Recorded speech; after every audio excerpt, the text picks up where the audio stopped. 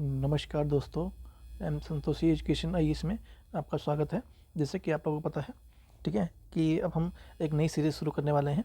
ठीक है, जिसको नहीं पता होगा उसको पता लग जाएगा कि अब हम मॉडर्न हिस्ट्री को एक टॉपिक वाइज उसको हम अलग अलग आपको बना के नोट्स देंगे। ठीक है, और उसको एक्सप्लेन करेंगे वीडियो को साथ में। ठीक है, एक एक टॉपिक वाइज। जैसे कि आज हम क्या करेंगे, यूरोपीय कंपनियों का आगमन। यहाँ पर आप टॉपिक देख रहे होंगे, भारत में यूरोपीय कंपनियों का आगमन। ठीक है, इस टॉपिक को हम करने वाले हैं। और इसके बाद जितनी मॉडर्न हिस्ट्री के टॉपिक हैं, अब टॉपिक बाय टॉपिक करेंगे ताकि समझने में आसानी हो। ठीक है, पीडीएफ आपको इसको टेलीग्राम पे मिल जाएगी। ठीक है, टेलीग्राम पे मिल जाएगी, जिसका लिंक आपको डिस्क्रिप्शन में इस वीडियो के मिल जाएगा। ठीक है दोस्तों, तो चलिए शुरू करते हैं। चैनल पर नए हैं तो कृपया सब्सक्राइब जरूर कीजिएगा और बेल आइकन को प्रेस करना बिल्कुल ना भूलें। ठीक है, तो क्या होता है कि यूरोपियन कंपनियों का आगमन कब होता है, तो ये 15वीं से 16वीं शताब्दी के मध्य में होता है। ठीक है, 15वीं से 16वीं शताब्दी के शुरू में हुआ और यह मुख्यतः व्यापारिक उद्देश्यों से समुद्री मार्गों की खोज करते हुए ये यहाँ आए। और भारत आने वाले प्रमुख यूरोपियन कंपनियों में से निम्नलिखित थी, जो कि आपको यहाँ पे दिखेगा। ठीक है, पहले कौन आए, तो पहले आते हैं पुर्तगीज आते हैं। ठीक है, इनका आगमन कब होता है, ये 1498 में वास्को डिगामा के नेतृत्व में आता है पहले। ठीक है, तो सबसे पहले कौन आता है, भारत की धरती पे वास्को डिगामा आता है। ठीक है, वास्को डिगामा कहाँ पे आता है, तो वो कालीकट के तट पे आता है, जो कि अब इस समय वर्तमान में कोझीकोड के नाम से जो केरल में स्थित है। ठीक है, भारतीय तट पर कदम रखता है। ठीक है, 1498 में आता है। पहला पुर्तगाल कौन था, तो वास्को डिगामा आता है 1498 में, कालीकट के तट पे आता है। उसको अब कोझीकोड कहते हैं, जो कि अभी वर्तमान में केरल में स्थित है। ठीक है, और इनका आने का उद्देश्य क्या था, इनका आने का उद्देश्य था कि जो मसाले थे, जैसे काली मिर्च हो गया, लौंग हो गया और अन्य मूल्यवान जो वस्तुएं थी, उनका व्यापार करना था। ठीक है, उनका व्यापार करने के लिए ये उस उद्देश्य से आए थे। और गोवा के उन्होंने अपने सबसे प्रमुख कॉलोनी बनाया, जो गोवा था उस समय, उसको सबसे पहले कॉलोनी बनाते हैं। और यहाँ ये 1510 से भारत में शासन शुरू करते हैं। ठीक है, तो कब से शुरू करते हैं शासन भारत में, ये 1510 से शासन करना शुरू करते हैं भारत में। ठीक है, और मैं आपको एक चीज़ बता दूं कि देखिए, सबसे पहले ये पुर्तगाल आए थे। ठीक है, तो सबसे पहले पुर्तगाल 1498 में आते हैं। कब आते हैं, 1498 में आते हैं। ठीक है, और 1498 में आते हैं। उसके बाद ये सबसे आखिरी में जाने वाले भी यही पुर्तगाल ही थे। तो ये पुर्तगाल कब जाते हैं, ये 1961 में जाते हैं। ठीक है, 1961 में जाते हैं ये लोग। ठीक है, तो 1961 में जाते हैं। ठीक है, 1498 में आके फिर सबसे आखिर में 1961 में जाते हैं। और मैं आपको बता दूं, थोड़ा इसमें इन्फॉर्मेशन एक्स्ट्रा जोड़ना है, वो शायद इसमें नहीं एडजस्ट किया गया है। ठीक है, जो ये वास्को डिगामा जो भारत आता है, ठीक है, ये भारत आता है, उस समय में क्या हुआ था कि ये मतलब उस समय इसको भूल गया था। तो ये कहीं और चला गया था, ये अफ्रीका के महाद्वीप पे अटका हुआ था। तो वहाँ पे इसको अब्दुल मजीद मिलता है, जो कि वो एक गुजराती व्यापारी हुआ करता था। ठीक है, वो गुजराती व्यापारी हुआ करता था, तो उससे इसकी परिचय होती है और फिर ये उसके साथ भारत पे आता है। ठीक है, तो इस तरह से ये भारत पहुंचता है। ठीक है, भारत पहुंचता है इस तरह से ये। ठीक है दोस्तों, तो चैनल पर नए सब्सक्राइब जरूर कीजिएगा। अब उसके बाद आते हैं डच पे। ठीक है, उसके बाद कौन आता है, डच आते हैं। 1602 में डच आते हैं।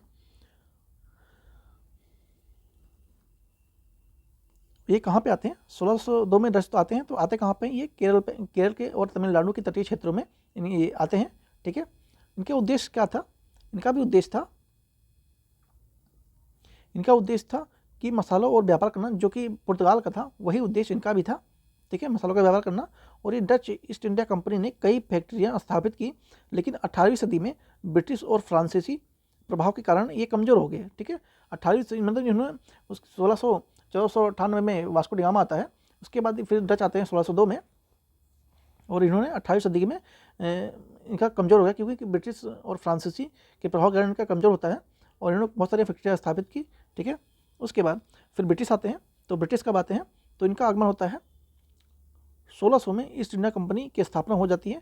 ठीक है, और ये 1612 में सूरत में पहली व्यापारिक फैक्ट्री स्थापित करते हैं। तो ब्रिटिश कब आते हैं, 1600 ईस्वी में आते हैं, और पहली कंपनी ये सूरत में स्थापित करते हैं। ठीक है, 1612 में। इनका उद्देश्य क्या था, व्यापार और धीरे धीरे प्रशासनिक नियंत्रण करना था।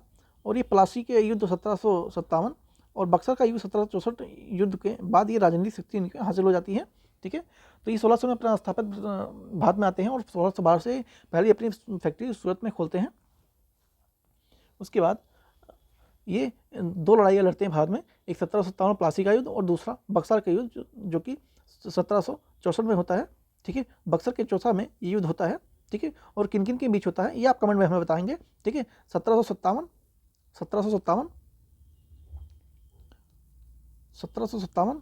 और 1764 का युद्ध किन किन के बीच में लड़ा हुआ था अब बताएंगे। जिनका आंसर सही होगा मैं उनको पिन कर दूंगा ताकि आप लोगों को जानने में आसानी हो। ठीक है, नेक्स्ट चलते हैं। उसके बाद फ्रांसीसी आते हैं। तो ये कब आते हैं? ये आते हैं 1664 में आते हैं। फ्रांसीसी ईस्ट इंडिया कंपनी की स्थापना हो जाती है। ठीक है, इनका भी उद्देश्य प्रमुख केंद्र पंडिचेरी हुआ करता था और चंद्रनगर और कराईकल हुआ करता था उस समय, और ब्रिटिश के मुकाबले कम प्रभावी ये रहे। ठीक है, जो ब्रिटिश थे उनके मुकाबले में ये इनके प्रभाव थोड़ा कम था। उसके बाद कौन आता है? डेनिश आते हैं। उसके बाद आते हैं डेनिश आते हैं। डेनिश कब आते हैं? तो 1616 में डेनिश आते हैं। ठीक है, 1616 में डेनिश आते हैं। स्थान कहाँ पे? तमिलनाडु में के त्रियंबकपुर में आते हैं। इनका भी उद्देश्य व्यापार था और लंबे समय तक ये प्रभाव में नहीं रहा। ये भी मतलब लंबे समय तक प्रभाव में नहीं रही। उद्देश्य व्यापार से मतलब कहने का मतलब है इतनी कंपनी आई, उनका उद्देश्य प्रारंभिक उद्देश्य व्यापार ही था और बाद में धीरे उन्होंने और चीज़ों के बारे में सोचना शुरू किया। तो एक कंपनियों का क्रम देख लेते हैं कौन कैसा रहा पहले। ठीक है, तो पुर्तगीज़ कैसे कब आते हैं? पुर्तगीज़ आते हैं 1498 में। ठीक है, उसके बाद डच आते हैं। डच कब आते हैं? तो डच ये 1602 में आते हैं। उसके बाद ब्रिटिश आते हैं। ब्रिटिश कब आते हैं?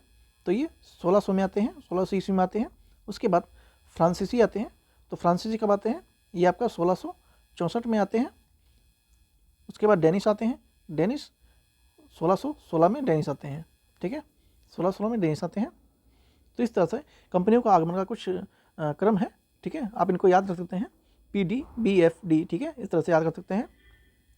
अब इनके कुछ प्रभाव देख लेते हैं जो कि इम्पोर्टेंट है, थोड़ा बहुत जानना जरूरी है और बाकी और अच्छे से इसको हम करेंगे जब मेंस के टाइम आएगा उस समय और अच्छे से हम इसको एक्सप्लेन करेंगे और अच्छे अच्छे कवर कर लेंगे। ठीक है, उसके बाद प्रभाव क्या था? इन कंपनियों के आगमन से भारत में व्यापारिक गतिविधि तो बढ़ा। ठीक है, इन कंपनियों से आने से भारत में व्यापारिक गतिविधि काफ़ी मतलब बढ़ गई। और क्या होने लगा कि इन लोगों के आने से जैसे कि औद्योगिक चीज़ें हैं वो काफ़ी शुरू हुई। जैसे कि पुर्तगालियों के आने से तंबाकू की खेती शुरू हुई, जहाज निर्माण की ओर ध्यान गया, प्रिंटिंग प्रेस की स्थापना 1556 में हो जाती है उस समय। ठीक है, तो इस तरह से बहुत सारे और भी चीज़ें शुरू होती हैं और धीरे धीरे व्यापार, राजनीतिक हस्तक्षेप और फिर उपनिवेशवाद की नींव रखी जाती है। ठीक है, इस तरह से धीरे धीरे फिर व्यापार के साथ साथ राजनीतिक हस्तक्षेप करने की इनकी रणनीति शुरू हो जाती है। ये जो यहाँ के राजा महाराजा थे उनके अपनी ये रणनीतिक तरीके से उनको आपस में लड़ाने का कोशिश करते हैं। सबसे बड़ा प्रभाव ब्रिटिश ईस्ट इंडिया कंपनी का रहा जिसने भारत को अपने औपनिवेश में बदल दिया। सबसे बड़ा प्रभाव जो ब्रिटिश ईस्ट इंडिया कंपनी है उसका रहा, उसने बहुत सारे आपने देखा होगा अधिकतर योगदान सबसे ज़्यादा राज किसने किया? तो ब्रिटिश ईस्ट इंडिया कंपनी ने ही किया जो कि ब्रिटेन की थी। ठीक है, उसने बहुत ही हद तक भारत को क्षति पहुंचाई और यहाँ के जो उस समय रियासतें थी या राजा महाराजा थे उनके बीच आपसी मतभेद करा के उनकी लड़ाइयाँ आपस में करवा दिया और उस पर अपना अधिकार स्थापित कर लिया। उसके बाद यूरोपीय कंपनियों का आगमन होता है। भारत के इतिहास में एक महत्वपूर्ण अध्याय है।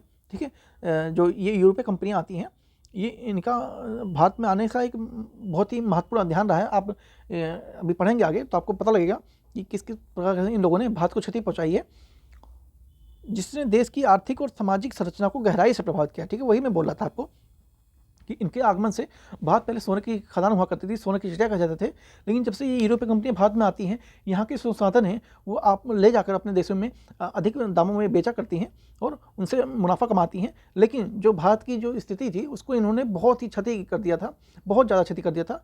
और उस समय पूरे विश्व में जो भारत का ही व्यापार था वो लगभग 200% था। कितना था? 200% था। ठीक है, इन लोगों ने सारा जो खनिज संसाधन थे उनको ले जाकर अपने देशों में अपने फ़ायदे के लिए यूज़ किया और भारत को इसके रूप में 1% भी नहीं दे पाए।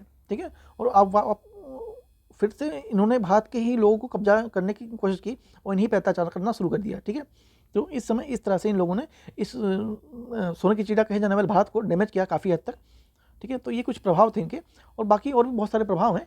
ये सारी चीज़ें बताना इसमें संभव नहीं है। हम जब मेंस आएगा उस पर हम इस चीज़ को अच्छे से डिस्कस करेंगे, मेंस आंसर राइटिंग में, ठीक है दोस्तों। तो इस तरह से रहा, और आप टेलीग्राम चैनल को ज्वाइन कर सकते हैं, जिसका लिंक आपको डिस्क्रिप्शन में मिल जाएगा। और सब्सक्राइब करना बिल्कुल ना भूलें, ठीक है, सब्सक्राइब करना बिल्कुल ना भूलें संतोष एजुकेशन IAS को, ठीक है। बेल आइकन को प्रेस जरूर कीजिएगा। थैंक यू सो मच, मिलते हैं नेक्स्ट टॉपिक पे। तब तक इसके आप रिवीजन कीजिए, और PDF के लिए टेलीग्राम से आपको मिल जाएगा, वहाँ से आप ले सकते हैं, ठीक है दोस्तों। Thank you so much.